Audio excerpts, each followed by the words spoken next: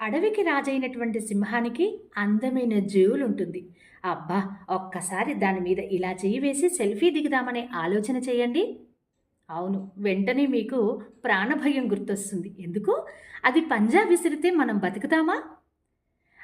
అలా మెలికలు తిరుగుతూ నడుస్తున్నటువంటి పామును చూసి పాములాడించేవాడు మెడలో వేసుకున్నట్టుగానో, ప్రపంచాన్ని నడిపించే పరమేశ్వరుడు మెడలో ధరించినట్టుగానో ధరించాలనే ఆలోచన చేస్తే వెంటనే దాని కోరల్లో ఉండేటువంటి విషం గుర్తొస్తుంది.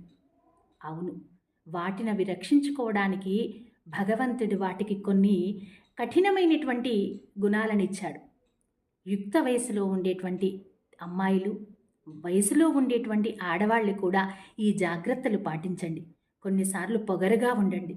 కొన్నిసార్లు ఎవరిని లెక్క చేయకుండా ఉండండి. ఈ మాట చెప్పడం తప్పు కాదు. ఎందుకంటున్నానంటే ప్రపంచంలో అనేక టెక్నాలజీలు వచ్చాయి.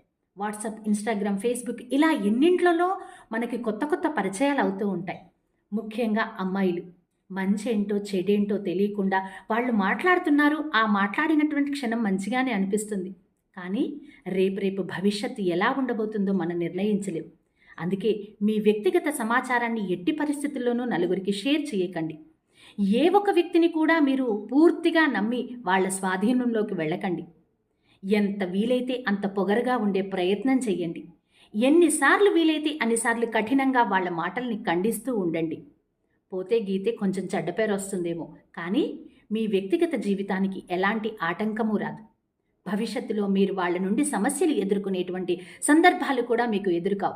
కాబట్టి కఠినంగా ఉన్నా పర్వాలేదు. మనల్ని మనం రక్షించుకోవడానికి కొన్నిసార్లు కూరల్లో విషాన్ని కక్కినా పర్వాలేదు, పంజా విసరడంలో పంచ్ వేసినా పర్వాలేదు. కాబట్టి తస్మాత్ జాగ్రత్త. ముఖ్యంగా టీనేజ్ అమ్మాయిలు చాలా జాగ్రత్తగా ఉండండి. ఎవరికీ మీ వ్యక్తిగత సమాచారాన్ని ఎట్టి పరిస్థితుల్లోనూ షేర్ చేయకండి.